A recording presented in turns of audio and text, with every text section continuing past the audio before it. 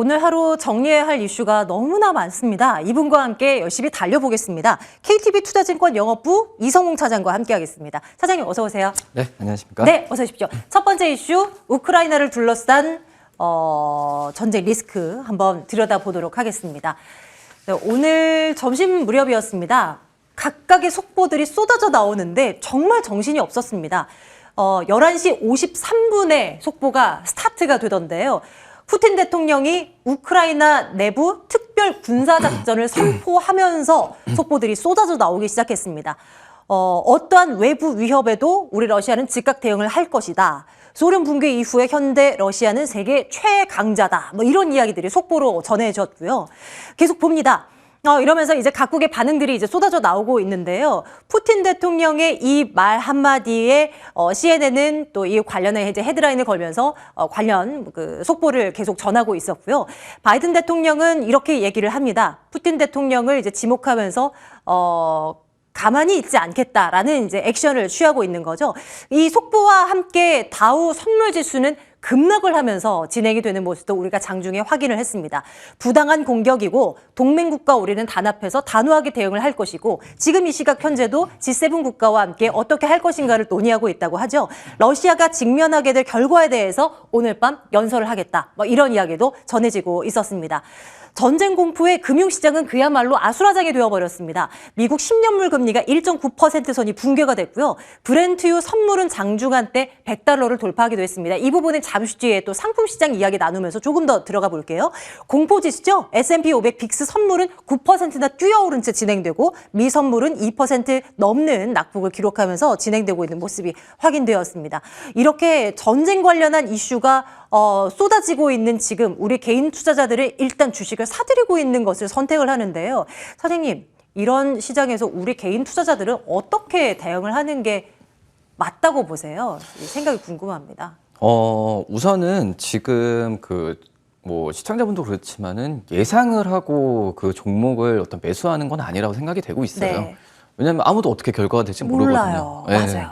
그렇기 때문에 이 뭐 전쟁이 어떻게 되니까 이걸 또 금융시장까지 연결해서 매수해야 된다. 참 이걸 연결해서 그 생각을 해서 매수한다는 것 자체가 좀 힘들다. 하지만 이제 시장을 분명히 뭐 이익 추정치나 여러 가지 면에서 본다고 한다면 과거의 역사적 PR로 봤을 때는 분명히 좀 많이 떨어져 있는 건 사실이거든요. 네. 그렇기 때문에 뭐 싸게 산다는 관점에서는 매수를 뭐 들어가도 괜찮긴 하지만 적극적인 매수 또 이제 이런 시장에서 내가 자신 있다 하고 해서 이제 자신감을 내세워서 매수를 하는 부분은 분명히 아니지 않나라고 좀 생각이 되고 있고요. 지금 현재는 참 이 어떤 시장을 얘기하면서 이 어떻게 보면 뭐 정치 이슈라고 좀 볼 수 있잖아요. 그렇죠. 저는 이제 개인적으로 이런 정치, 특히 이제 우리나라가 아니라 글로벌 정치적인 그런 면을 이 주식시장에 대입한다는 것 자체가 정말 지금 그 기분이 안 좋다라고 좀 말씀드릴 수 있겠는데 뭐 어쩔 수 없는 상황이긴 하지만 지금 현재 이 전쟁에 대한 불확실성에 대한 부분은 이미 지금 주가는 이 선반영하면서 빠르게 좀 반영을 하고 있다라고 좀 판단이 되고 있거든요.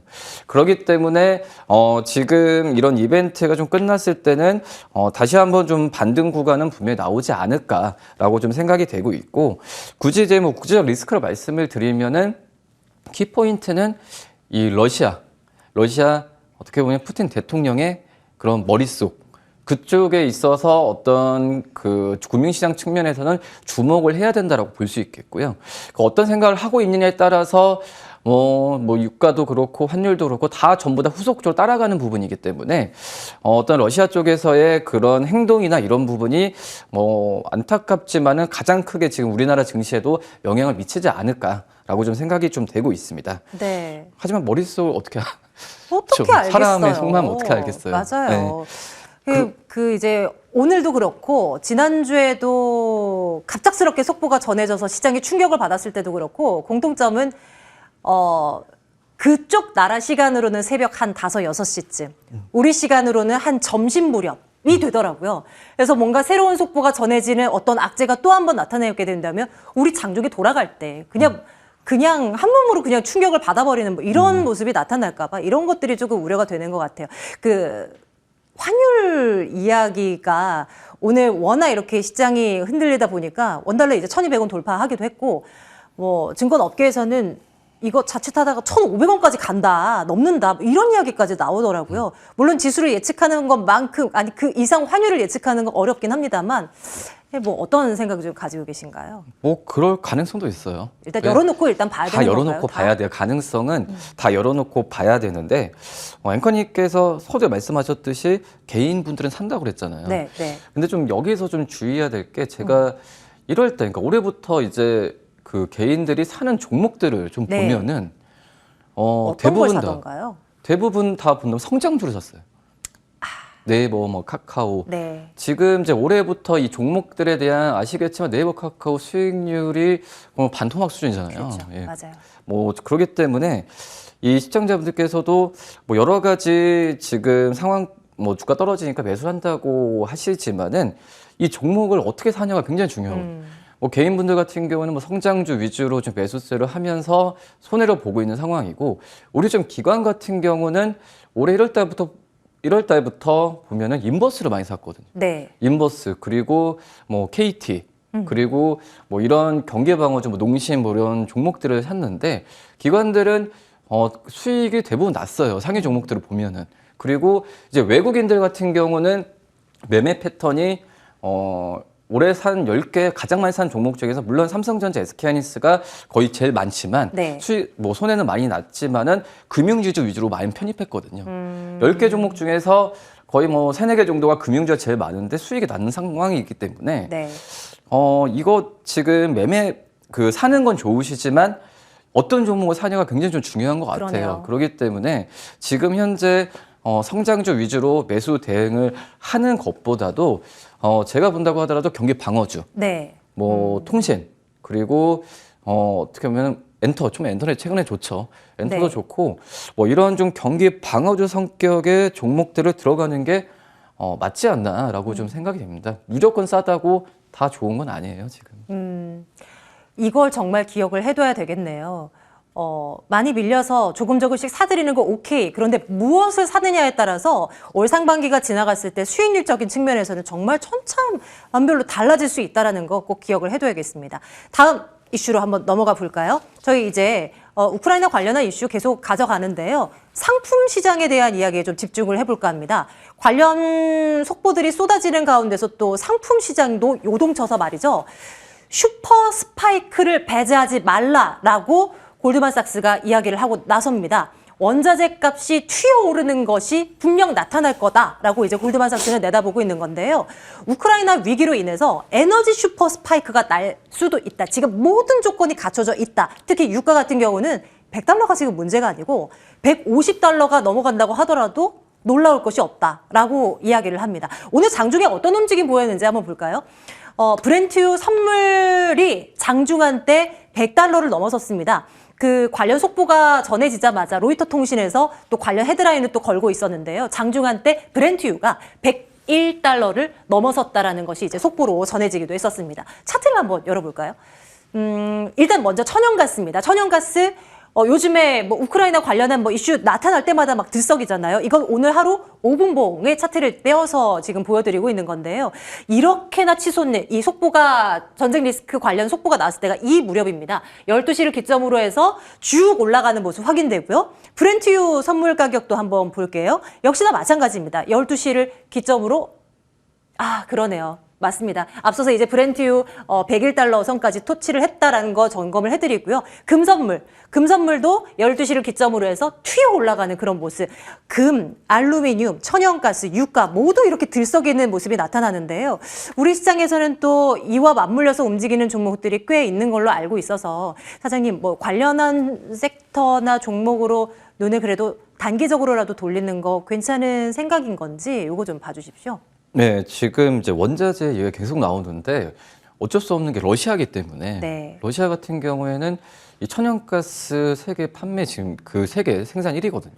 그리고 유럽 같은 경우에도 에너지의 대부분을 이제 러시아의 천연가스 많이 의존을 많이 하고 있기 때문에 지금 현재 이 러시아라는 국가 자체에서 국제적 리스크의 주요 주 국가이기 때문에 원자재 가격이 그전에 최근에 어떤 다른 이 원재가 상승하는 것보다도 더 강하게 시장에서 지금 얘기를 하고 있는 부분이고요. 지금 러시아 같은 경우는 천연가스뿐만 아니라 우선 팔라듐 같은 경우에는 이 자동차의 매연 저감 장치의 촉매로 쓰이는 금속인데 뭐 이 부분 같은 경우에도 세계 생산량 1위거든요. 그리고 뭐 유가도 그렇고 그리고 니켈도 그렇고 이 두 자릿수 이상의 어떤 세계에서 생산량을 자랑하는 게 아니라 이 생산량을 지금 보유하고 있기 때문에 지금 현재 원자재 가격이 이게 만약에 가격이 너무 치솟게 되면은 특히 이제 우리나라 같은 경우는 제조업체들한테는 큰 타격이거든요. 원자재 가격이 올라가지고 어떤 이 부분이 마진이랑 연결이 제대로 뭐 되는 건 둘째 치더라도 생산 부분에서 차질이 있는다고 한다면 네. 우리나라도 좀 많이 수출에 의존하는 국가이기 때문에 굉장히 큰 위기라고 좀 볼 수 있겠는데요. 하지만 이제 뭐 주식적인 측면에서는 수혜주가 있어요. 수혜주가 있는데 뭐 아시겠지만은 뭐 천연가스를 생산하고 하는 기업들도 있을 테고 여러 가지 유가 관련된 이 정유주에 대한 부분도 뭐 수혜라는 부분도 있지만 저는 근데 이런 그 어떤 원자재 가격이 상승한다라는 부분 때문에 이 종목들을 관심 있어 하는 거는 굉장히 좀 위험하다. 왜냐하면 네. 또 이 말씀드렸듯이 이 국제적 어떤 정치 상황은 언제 바뀔 수가 있거든요. 네. 바뀌게 된다고 한다면 또 이런 가격들이 떨어지게 된다면 관련 주가 측면에서는 또 변동세 나오기 때문에 그렇죠. 또 최근 며칠 사이에 엄청 달린 종목들 많잖아요. 맞아요. 그렇기 때문에 너무 그렇게 좀 들어가는 것보다는 좀 네. 멀리 보셨으면 좋겠어요. 그러니까 멀리 보라는 말씀이 지금은 어떻게 보면은 그냥 주가 측면에 본다고 한다면 네. 이 천연가스에 대한 가격이 오르니까 오히려 뭐 LNG 그러니까 이 레카 천연가스나 관련된 이 조선 업종들 네. 조선 이거에 업종은 괜찮게 보시는 거예요? 그렇죠. 왜냐하면은 LNG에 대한 선호가 지금 천연가스 높기 때문에 글로벌적으로도 봤을 때도 생산을 막 많이 가지려고 보유하려고 애쓸 것 같거든요. 그렇게 된다고 한다면 뭐 LNG 선이나 네. 뭐 이런 부분에 있어서 성과나 어떤 운이 올라갈 가능성이 있거든요. 네. 이런 부분은 저는 좀 괜찮다고 봐요. 직접적인 영향이 아니라 거시적으로 봤을 때 네, 네. 이런 그 수혜가 될 전망이고 만약에 국제리스가 완화된다고 하더라도 이거에 대한 대비로 또 이제 그거에 대한 확보에 대한 부분 불안하니까 네, 네. 그런 거 할 수도 있고요. 또 이제 이 천연가스나 이런 부분에 있어서 위험하니까 신재생 쪽으로의 어떤 글로벌적인 또 이제 그 정책이 나올 가능성이 커요. 네. 왜냐면 글로벌 또 좋다 안 좋다.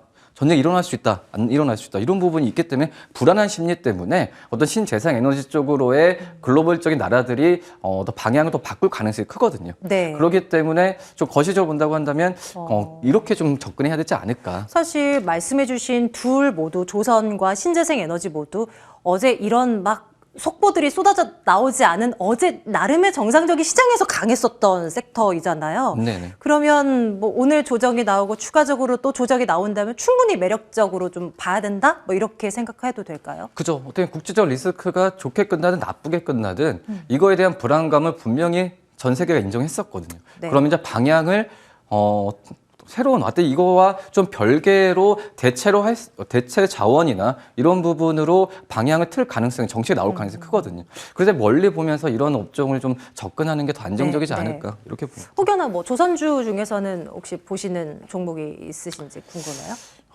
지금 현대미포조선이 어떻게 보면 그 조선 업종 안에서도 네, 네. 이 성과나 어떤 그 마진이 많이 남은 성과 위주로 포트폴리오가 다양화되고 있기 때문에 네네. 우선 현대미포조선은 좀 그 관심 좀 있게 길게 봤을 길게. 때 말이죠. 네. 예, 점검을 해보고요. 이어서 배당 관련한 이야기를 좀 해보려고 합니다. 아마 막 확 끌리는 이슈는 아닐 수도 있어요. 하지만 숨 쉴 틈 없는 이런 시작 속에서 안전한 곳을 굳이 찾으라고 한다면 그래도 배당주들 나쁘지 않다라는 시각이 있어서 한번 챙겨볼까 합니다. 메리츠증권에서 오늘 관련한 리포트를 좀 냈더라고요. 인플레는 당분간 잡히지 않을 거고 방어주 그리고 배당주 중심의 대응 전략이 유효하다라고 말입니다. 코스피에 올해 들어서 어제까지의 흐름을 보면 아마 오늘까지 더해진다면 이거 낙폭은 훨씬 크겠죠? 어제 종가를 기준으로 했을 때는 마이너스 9% 급락이었습니다. 그런데 코스피 고배당 50 지수를 떼어놓고 보니까 이건 코스피 대비해서는 나름 선방을 하고 있다라는 거예요. 그리고 지난 한 해만 떼어놓고 본다고 하더라도 지수 대비 훨씬 괜찮은 성과를 얻어갔다라고 이제 보고서는 이야기를 합니다. 그러면 올해 배당 수익률이 높은 종목들은 뭐가 있느냐라고 이제 살펴봤더니요. 요즘에 뭐만 했다 하면 이 우리의 흠슬라가 계속 이름을 올려요. HMM이 또 여기에 이제 이름을 올려놓으면서 배당 많이 주는 쪽 점검이 되고 있고요. 대부분은 또 금융지주사 아래에 많습니다. 또 삼성증권, 현대중공업 지주 등등도 보이는데요. 사장님 생각 궁금해요. 이거 관련한 이런 뭐 전략도 대안이 될지. 앞서서 이제 방어주 또 뭐 통신이나 뭐 음식료 쪽 봐도 괜찮다라고 말씀 주셔서 조금 더 관심이 가네요.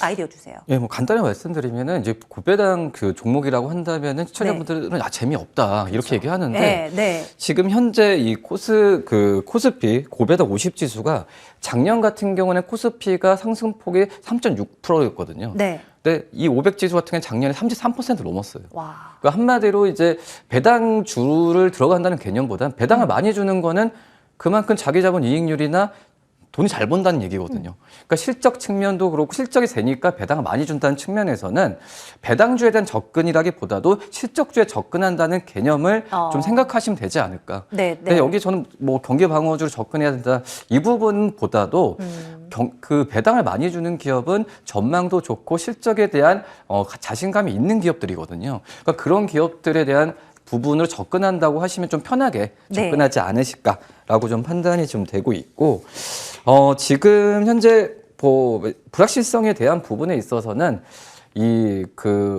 액티브하게 전략을 했을 때는 오히려 그 배당 펀드나 이런 부분이 굉장히 좋거든요. 배당주 펀드 같은 경우에는 배당 수익률 이상의 어떤 수익이 나게 된다고 한다면은 매도에 대한 타이밍을 가질 수 있고, 만약에 손해를 본다고 하더라도 배당 율이 있으니까 손해를 많이 안 보는 구조로 가고 있다. 그렇기 때문에 우리 액티브하게 또 할 수 있는 게 바로 이 배당주에 대한 펀드, 주식, 뭐 이런 지수 좀 참고하시면 되지 않을까 이렇게 보입니다. 네, 우리가 생각했던 성장주라는 개념을 이제는 달리해야 되겠네요. 배당주라 쓰고 성장주라 읽어봅니다.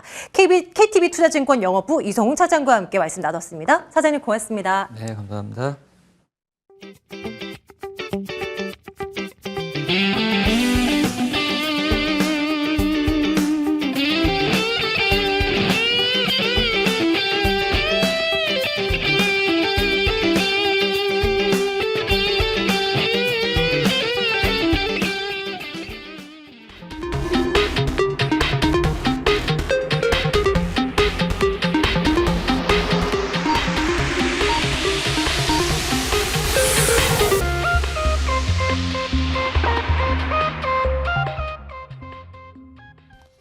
네, 힘겨운 목요일장이 드디어 마무리가 됐습니다. 오늘 오후 12시 기준으로 러시아 푸틴 대통령이 우크라이나 군사작전을 승인을 했다라는 외신의 소식이 전해지면서 우리 증시는 낙폭을 더욱더 확대해가는 흐름이 나타났는데요.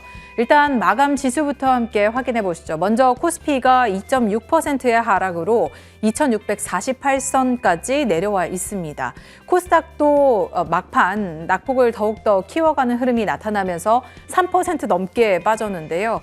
오늘 장에서 850선 지켜내지 못하고 848선까지 내려온 채 문을 닫았습니다. 환율이 오늘 0.7%나 뛰면서 1,200원 선 위로 올라섰습니다. 다시 한번 이런 지정학적 리스크들로 인해서 환율이 크게 오른 모습이고요. 아시아 증시는 전반적으로 오늘 이 타격을 받은 모습입니다. 일본의 니케이 지수를 비롯해서 중국의 상해 지수, 홍콩의 항생 지수까지 모두 다 큰 폭의 하락을 보이면서 장을 마쳤습니다. 레버리지도 오늘 크게 움직이는 모습인데요. 5% 넘게 빠진 반면에 오늘 인버스가 2.7%의 상승을 보였습니다. 자, 수급적으로 오늘도 외국인이 양 시장을 쥐고 흔들었습니다. 일단 유가증권 시장에서 외국인이 7천억 원에 가까운 물량을 매도하면서 지수에 큰 압박을 가했고요. 기관도 역시나 5천억 원 넘는 물량을 팔아치우면서 오늘 코스피의 지수를 세게 누른 모습입니다. 개인만이 매수에 나서줬지만 1조 원 넘게 매수했음에도 불구하고 지수가 크게 회복을 하지 못했고요.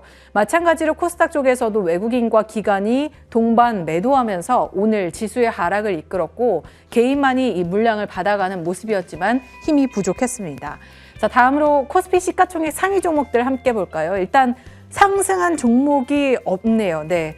모두 다 하락한 모습입니다. 크게 하락한 모습인데요. 삼성전자와 SK하이닉스가 2%, 4% 넘게 빠지는 모습이었고 오늘 LG에너지솔루션이 5% 넘게 하락하면서 상장 이래 최저가를 기록했습니다. 시총 100조 원대가 무너진 모습 포착이 됐고요. 또 현대차와 기아도 오늘 장에서 5% 안팎의 하락을 보였는데 이번 러시아 사태로 인해서 수출길이 막힐까 이 우려가 되면서 투자 심리가 악화돼 매도세가 거세게 일어난 것으로 보입니다.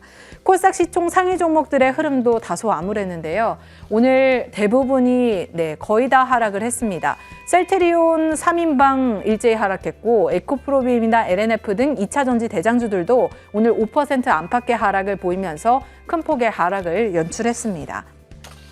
다음으로 섹터별 흐름 함께 보시죠. 이렇게 러시아와 우크라이나의 이 위기가 고조되면 항상 떠오르는 섹터들이 방산주와 에너지주입니다. 오늘 방산주, 에너지주 강하게 올랐는데 특히 이 빅텍이 오늘 장중에 급등하더니 23%까지 올라오는 모습 포착이 됐고요. 스페코나 퍼스텍도 10% 안팎의 급등세를 보였습니다. 오늘 에너지주의 흐름도 굉장히 강했는데요. 일제히 상한가로 진입하는 흐름들이 나타났습니다. 대성에너지, 중앙에너비스, 큐로홀딩스, 그리고 지엔코까지 모두 다 상한가로 진입한 채 오늘 장을 마쳤습니다. 금 관련주도 오늘 강하게 움직였는데요. 최근 여러 요인들로 인해서 시장의 변동성이 확대되면서 시장에서는 위험자산보다는 안전자산인 이 금에 투자를 하고 있다고 하죠. 국제 금값도 이에 따라서 8개월 만에 최고치를 기록했습니다. 이에 한국금거래소의 지분을 보유하고 있거나 관련된 종목들이 오늘 강하게 움직였는데요. IT센이나 웰컴텍이 오늘 10% 넘는 급등을 보이면서 좋은 흐름을 보여줬습니다. 특징적인 종목들도 하나씩 살펴보시죠. PHC가 이 당사에서 개발한 신속 항원 진단 키트가 국내외 납품을 시작하면서 이 기대감을 받아 매수세가 쏠린 모습입니다. 10% 넘게 올랐고요.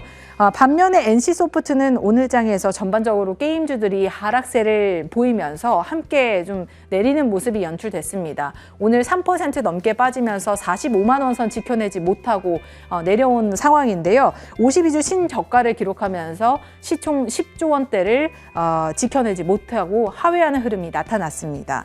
자, 마지막으로 효성 OMB까지 함께 보시죠. 러시아 우크라이나 위기 고조에 또 함께 움직이는 섹터가 있다면 바로 사료주인데요. 곡물 관련주, 사료주 강하게 움직였습니다. 곡창지대인 우크라이나에서 전쟁이 벌어지게 되면 식량난에 빠질 것이다라는 우려가 확산되면서 오늘 효성 OMB가 장중에 탄력을 강하게 받으면서 10% 넘게 오르는 모습이 포착이 됐습니다. 자, 이렇게 마감 시황 체크해봤습니다.